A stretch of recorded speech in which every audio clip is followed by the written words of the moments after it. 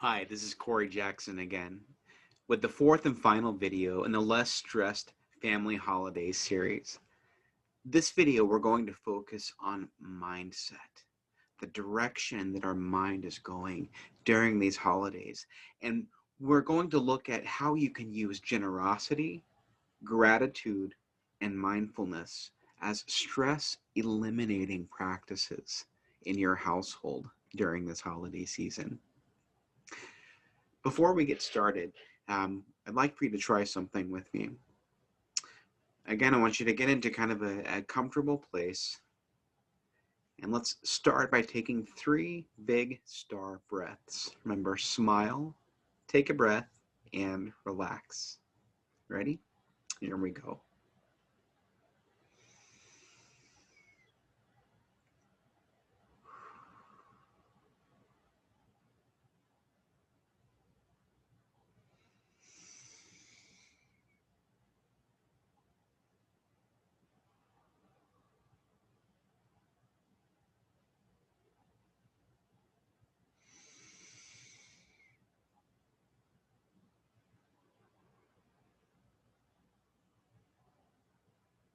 Good. If you haven't already, just allow your shoulders to kind of drop. Maybe rotate your neck a little to move out any tension that might be there.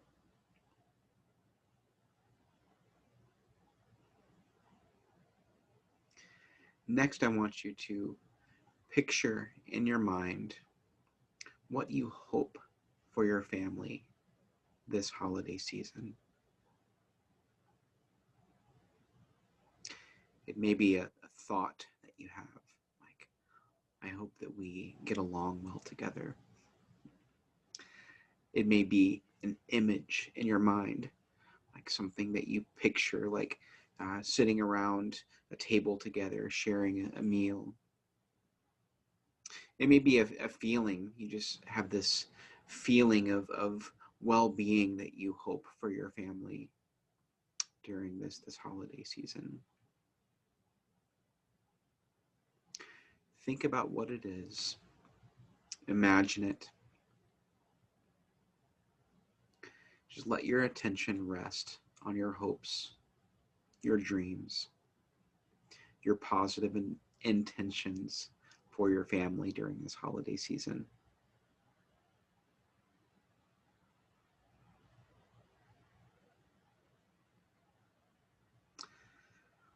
What you just did right then was work on shifting your mindset from wherever you might have been before you started this video to where you hope to be.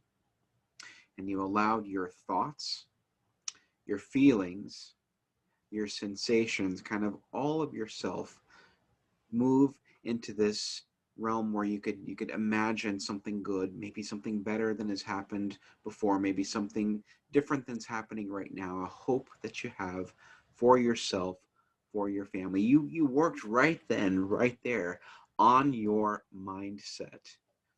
So we're going to look at these practices, some things that we can do to choose to have a positive mindset during this holiday season, and some practices that you can build into your relationships in your household that will promote these healthy mindsets for you and for your kids. This mindset work is actually a whole brain activity. If you think about this, what you did was you imagined. You had to go up to your frontal lobe. You had to go to that green brain to think hypothetically, what do I want this to look like? Right? You had to think about imagining what it would look like, what it would sound like, what it would feel like. Some thoughts that you had. You engaged that frontal lobe actively towards positive intentions in your household. You also may have connected that with some feelings of like, wow, this hasn't felt good in the past, and I'd like for it to feel different this year, or this felt really good, and I'd like to bring more of this into my household during this season. So your feeling brain and your thinking brain, that executive state up in the thinking brain was connecting with the feeling brain, and they were talking to each other. right? And your body was kind of sensing at that point too, is this a safe activity or not? Am I okay? Am I doing all right? So your brainstem, if it allowed you to keep breathing and think creatively, it was sensing that things were okay for that moment. So thinking, feeling, survival, all working together, doing their jobs to bring about some healthy moments for you just right then and there. So we're going to look at these whole brain activities of generosity, gratitude, and mindfulness. So the first one we did was kind of a mindfulness sort of activity. It was focusing on what we focus on, or thinking about what we think about. It was being able to pay attention to our thoughts and our feelings and our sensations in that moment as an active practice. But we're going to look at these other two first, and then we'll come back and end with a couple of mindfulness things to work on as well. So generosity. Generosity, I want us to move beyond generosity being about gifts and presents and finances and money during the holiday season. Um, Keeping it stuck on that one little thing is a surefire way to definitely maybe have a foot lid at that point, if we only have one focus for our generosity during this holiday season. We can get a little stuck. So what I would encourage you to do is to think about generosity, not just in terms of gift giving and presents, but generosity is an active whole brain activity, demonstrating kindness, compassion, connection, and worth to the people who matter to you, the people that you care about the most.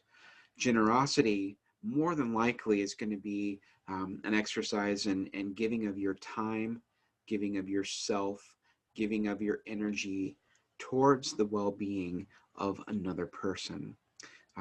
It might be a gift. It might be something that you give of your resources to someone else as well. But even if that is what you're doing, I would encourage you to make that be a whole brain, active, positive mindset activity, generosity. So when you're thinking about generosity, I want you to think about a few things, actually three. I want you to think about who it is that matters to you most during this time. Who is it? Who are the people that you care about? Then I want you to think about what might be going on in their world right now. So who is like a reflection? Who is it that matters to you? You're going to think back into your memories, think into your past, acknowledge your present. Who are the people around me who mean a lot to me, who mean a great deal to me? And then I'm going to think hypothetically. I'm going to go up to that green brain and say, okay, what's going on in their world right now? What matters to them? What hopes do they have? What dreams do they have? What is hard for them right now? What's challenging for them? What may be breaking their heart, or what may be thrilling them?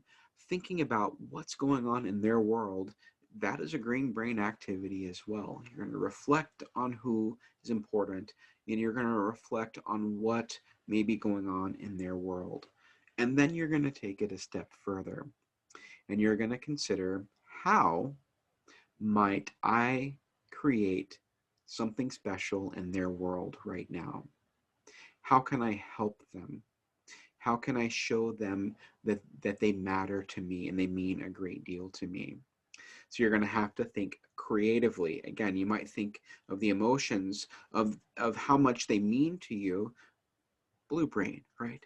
The emotional thinking, and then connect that to the green brain thinking. How can I best convey that worth and how special they are to me? You're going to have to know a little bit about that person, know a little bit about what's important to them, and what kind of gift might be special to them. It might be the gift of calling them up on the phone and spending some time talking with them if you are not able to visit with them. Or it might be, making a handmade card, taking your time, your efforts, or maybe writing them a handwritten letter saying, I'm going to give of myself and my handwriting to you, to show that this is that you're important. Or it may be, you happen to see something, at a store that really just spoke to you, and you decided, wow, I bet that person would really like that. That would show them that I know them, and that I know what's important to them, and that there's a gift that shows heart, and shows that you are connecting your whole brain towards the good of that person. We had a really special project that we did at CAFA this year, where we partnered with Rexius and with CAFA, and we there was a lot of people. We did it like a digital giving tree this year, where you used to go to the mall, and there'd be these things where there's little tags and there's gifts for children, but we kind of flipped it this year because of circumstances as they were, and though that the dynamics of that not really being doable. Some folks at Rexius put together an amazing website that was able to connect families with people that had potential needs, with people who could maybe help meet those needs. But we took it a step further in a really different direction that I think was just absolutely brilliant. Some of the folks at CAFA decided that what might really be meaningful is to promote parents and children spending time together, and parents seeing what children might want. So part of the way this giving tree worked was that the parents had to spend time with the children, and go on Amazon and find some things that were meaningful to those children. So that's what they did. And then to sort of participate in this, the parents would have to spend some time with their kids, figuring out what's important, what's meaningful to them. So they knew the who was their children. Um, then they were able to look at what was going on for their children. Maybe their children were having a little bit tougher time this year, and maybe finances were a little tight, or maybe things were a little harder. And they met the how.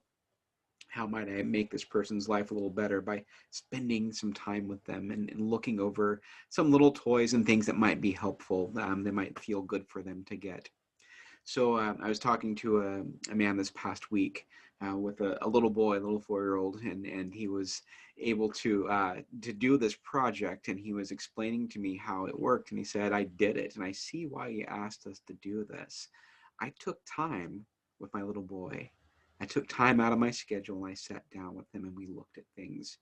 And he pointed at things that I never would have imagined to get him, things that he thought were really cool and really special. And he they picked one of the things that the little boy really liked, and he said that he had some other ideas for gifts that he wanted to give his little boy this year that he'd already thought about. But taking that time that he did with his little boy and hearing from his son what mattered to him, he said, I changed everything that I thought I was going to get my son, because I actually listened to him, and I spent time with him and heard what he wanted, and he made some changes in his gift giving. But what I think is so special about that was not that he was getting gifts for his son. I think that was fantastic, and that he engaged in this program, and then he's going to get some gifts donated as well. But the most important thing was that he spent time with his son. He was generous with his time, and it made all the difference. And it was just really beautiful to see that. So what I would like for you to do is I think this would be a really great thing to do with your children as well. Not necessarily for them, but for you as a family, to decide who are the people around you who are important, right? So if you do have the workbook, and you can download these off of the website, or you could just do this activity kind of on your own. It's not terribly complicated, but the activity is to make a list of the people in your life who are important to you. And then take some time to consider what may be going on in their lives right now, or their current hopes, hurts, dreams, or needs. And then finally, think about what you could do to let these people know that you care about them. So there's a list on the workbook, but you could just make this list on a piece of paper if you'd like, or just have a conversation with your kids, answering those 3 questions. Who's important to us? Let's make a list of people who are important to us. Then let's take some time to consider what's going on in their world. That's empathy, right? You're building empathy with your children. You're thinking about those people who we care about. What's going on in their world, right? What's happening for them? And then you're going to think about, how could I make their lives feel a little more special? How could I let them know that they're loved and that they're cared for by me? So that's generosity. Giving of yourself, giving of your time, giving of your energies and resources to make someone else's life feel a little bit more special. And it's a whole brain activity, to say the least. The next one is gratitude. Um, there are a lot of reasons why a lot of us are having a hard time this year. And there's a lot of limitations, and there's a lot of people who have lost jobs, and there's a lot of people who have lost the ability to go and see loved ones, and the ability to move around. And some of us have even lost loved ones this past year. Those are real things. Those are real hurts. And I in no way mean to demean any of those things. I think that those losses are a part of our story, and they are a part of who we are in this moment. Gratitude is going to be a shift from the things that we don't have, or the things that we can't do, into the things that we do have in this moment. Again, we're not going to disacknowledge that the idea that we have lost things and we have lost certain things. We're not going to in any way try to just sweep that under the rug. We're going to say, yes, we've had hurts and losses, and we have some things that we can be grateful for right now, some things that we can focus on. This, again, another whole brain activity here. We're going to evaluate our history, our recent past, our current present, and even our potential future. And we're going to, while acknowledging that some things are lost, we're going to find those things that we still can do, and the things that we are grateful for. They may seem small, and they may seem insignificant, but sometimes those small and insignificant things are the very things that help us get through some of the toughest of times. Choosing intentionally to be grateful on a regular basis has a tremendous, tremendous impact on our overall sense of well-being, our mental health, our emotional stability. Choosing gratitude, choosing to focus on those things, it can help reduce stress in terms of, even like if you're having trouble sleeping. There's been some research around choosing to reflect on things that we're thankful for right before bed can actually reduce stress to the point where we can actually drift off to sleep a little better. Um, so it can also decrease stress in lots of other circumstances as well. But having that focus, having that intentional shift of mindset, again, not saying that those hard things haven't happened, but taking some time to intentionally focus on the things that you are thankful for and that you are grateful for. I would highly recommend this as a family activity. As a matter of fact, it's journal sitting here the whole time, and you could take a journal, you could take a spiral notebook, or even just a piece of paper. Some people even use Post-it notes and stick them up on the wall, things that we're thankful for as a family. But if you do have a journal, if you're participating in this program and you get one of the journals here, take this over the holiday season. And I think it'd be great to, as a family, even maybe decorate it, make it something special. Make this like a new ritual, that your family can have and can do together. But take this thing out and take some some sacred time in the morning or in the evening, in the middle of the day, and say, okay, we're gonna have our family moment of gratitude here. We're gonna take this and we're just gonna write down, one thing that everyone is grateful for right now. At least one thing. It could be more, but at least one thing.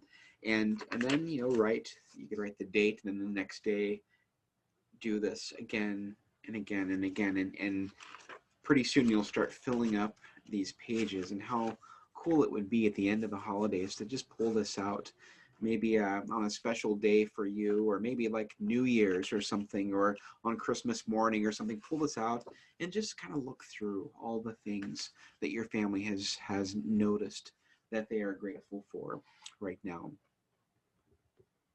Gratitude. So another whole brain activity where we're considering the things that are important to us, that bring us joy, that we're grateful for. We're reflecting on the feelings that are there. So it connects to that blue brain, and we feel in that moment again that kind of felt safety. We're doing this together. That also kind of fits with that idea of rituals and routines that I talked about in the last video as well. This action of gratitude can become kind of one of your family structures and your family rituals as well. Finally, we're going to talk a little bit about mindfulness.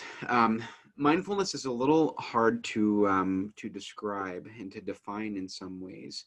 And it's people have lots of different thoughts and feelings about the word, even just hearing it. And it's got it's tossed around quite a bit these days. And I think maybe a helpful way of looking at this is maybe looking at the opposite of it, which is something that happens, unfortunately, an awful lot during the holidays, and that's the idea of mindlessness. It's just doing things without really thinking a whole lot about them, not thinking about the things that we think about, not thinking about the things that we do. We could mindlessly eat. We could mindlessly drink. We could mindlessly purchase. We could mindlessly um, anything that comes up, even like actions that we do, responding to someone in a mindless sort of way with a harsh tone or unkind words. That would be mindlessly reacting to someone, as opposed to mindfully engaging in all of these things. You could mindfully eat or drink, or you could mindfully respond to another person, thinking about, considering that what you're feeling, what you're thinking, and what they might be as well. But mindfulness is something that you have to practice. I think as human beings, we are really good sometimes at just jumping right into things and going with the path of least resistance. Whereas mindfulness takes some energy and some thought and some focus. I like Dan Siegel's paradigm that he uses to practice some of these mindfulness activities. And he's got one he calls sifting our thoughts. SIFT, SIFT. It stands for sensing, like noticing what we sense. Like, is there anything that you're sensing with your body right now? Learning to pay attention to things like, what temperature do I feel right now? Do I feel tension in my body? Can I tell if I'm hungry or not? Can I tell if I'm full or not? Those sorts of things. Paying attention to what we sense going on around us. Also, images. Paying attention to the images that pop in our head. A lot of times, especially with emotions, we have almost like an image or almost like a movie playing in our head sometimes, or pictures that we might respond to emotionally very strongly, though we haven't really paid attention to the fact that that image just popped right in our heads. So paying attention to those mental images, those thoughts that or little movies, little things that pop through our minds. Also, feelings, paying attention to our emotions. What, can you tell what you're feeling right now? Are you excited? Are you bored? Are you sad?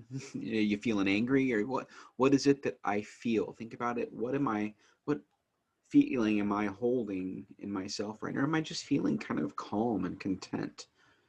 You can be mindful of that as well. That's an important one. A lot of times we miss it when we feel calm and we feel content, because it's like everything is good. There's not a whole lot to pay attention to. Pay attention to that. Train your brain to notice when things feel calm and when you feel content. You'll get more out of it that way. So reflecting on the things that we feel. And then the thoughts that we have, a lot of times these are like the words that enter our minds? What are the words that we're saying to ourselves in the moment? So learning to pay attention to that the, the self-talk that goes on inside of our minds. Am I telling myself something right now? Do I have words that are entering into my thought process? Pay attention to those, learning to pay attention to them. So I would recommend building some mindfulness into your holidays. You know, in the workbook, I have 4 mindfulness activities that you could try with your kids at any point. I would like to walk through one of those with you right now, if you'd like, and just to kind of get some practice in how this works, and to recognize the potential, the power of this in reducing our stress. Being mindful is going to help you pay attention to those thoughts, the feelings, the sensations, a lot of times that are connected with stress, recognizing as it comes to you and then recognizing as it goes. Those feelings often come and go. And learning to pay attention to those will help you be able to manage them better rather than being reactive to the stress in the moment. It's being proactive, being aware, being mindful. So, again, if you'd like to kind of get into a comfortable position, a comfortable place, I'm just going to go through this little mindfulness activity with you. It's going to use some things around thoughts, things around images, things around feelings between you and someone that you might care about an awful lot. So this is the in the workbook. This is the entitled "Tea Party with Distant Loved Ones." So, or a holiday tea party with distant loved ones. So get into a comfortable position and maybe take a few deep breaths. If you'd like to close your eyes, that's just fine. If you'd like to leave them open, that's fine too.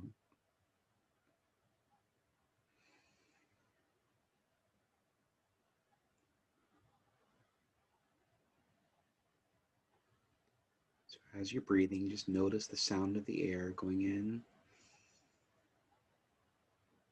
and out. Allow your shoulders to drop.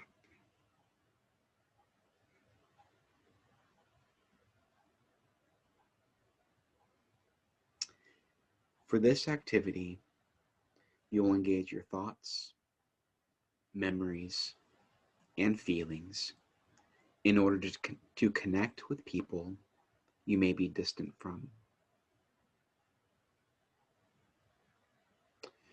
I'd like for you to think of a person who cares about you a lot and who you will not get to see this year during the holidays.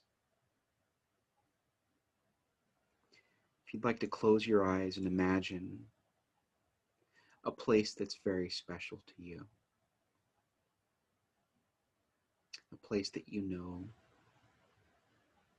a place that you love.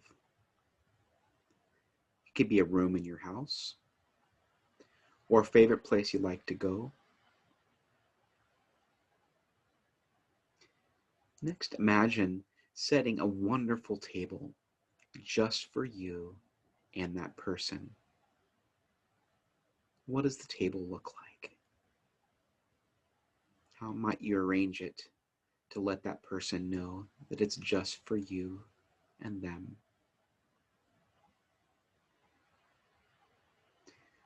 Next, imagine placing 2 cups of tea or hot chocolate or any other favorite drink on the table just for you and that person. Notice how the table looks, how the drinks are sitting on the table, and the empty seat across from you. And imagine next seeing the person who you care for come into your space. Notice how they enter, how they choose to sit.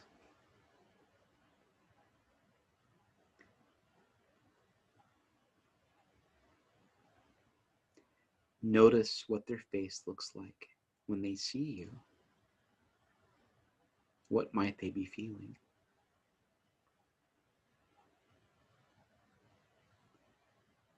Next, notice what you feel when you see them.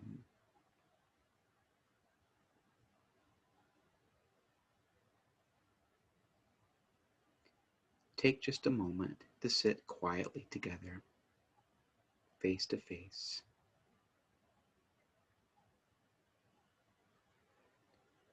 Consider if there's anything you would like for them to know about you and your life right now, and let them know.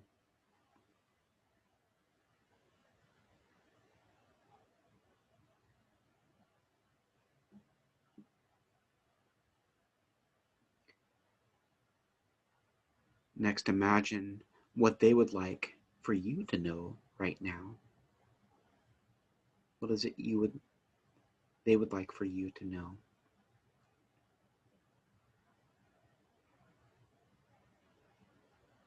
Notice how your body feels right now.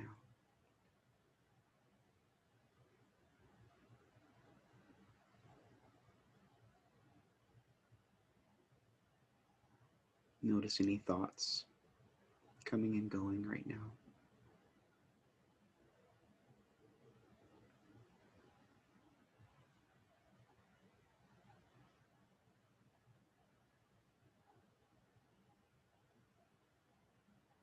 Pay attention to any emotions you might be feeling and welcome them in this safe place.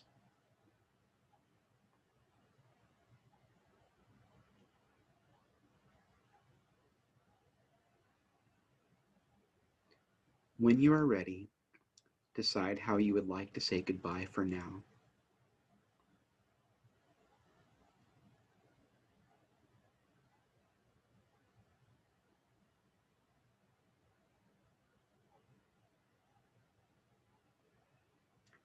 Be sure to let them know you will remember them fondly right now and for a very long time.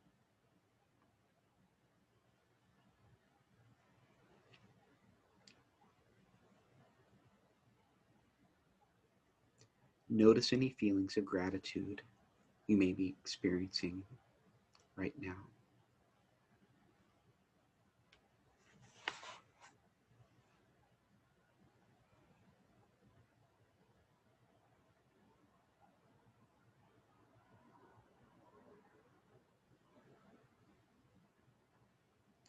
And when you're ready, you can allow your eyes to open if they were closed.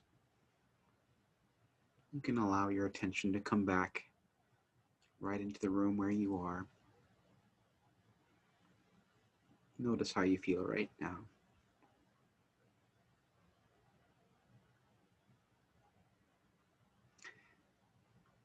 How was that for you? For some people, it can be very challenging, and the action of going to those places mindfully is rather difficult, and then that's okay. It does take practice, and some of us are maybe it's easier than others, and that's okay as well.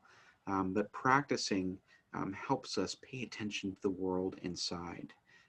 Being able to notice our thoughts and our feelings will help us be able to act upon those in ways that is a little more mindful and a little more helpful. So I really hope that this was a good time for you. I thank you so much for taking time out of your busy schedule during the holidays, and I hope that I wish you the absolute best in all that's going on for you and your family during this holiday season. And my hope that is the best one you've ever experienced, and I'm hoping the same for me and for my family. I want to thank again the Western Lane Community Foundation for their generous grant that helped this whole project be able to happen, and for all of our community partners who have joined with us in this experience and this experiment here, doing this in person would have been ideal, but doing it like this is next best. So the most important thing is that we're all doing the best that we can given our circumstances, and that we're learning new things, and we're working all the time to improve ourselves, our interactions with our children, and building strong, healthy relationships that will last a lifetime. So I hope all the best for you, and thanks again for your time, and we'll see you around.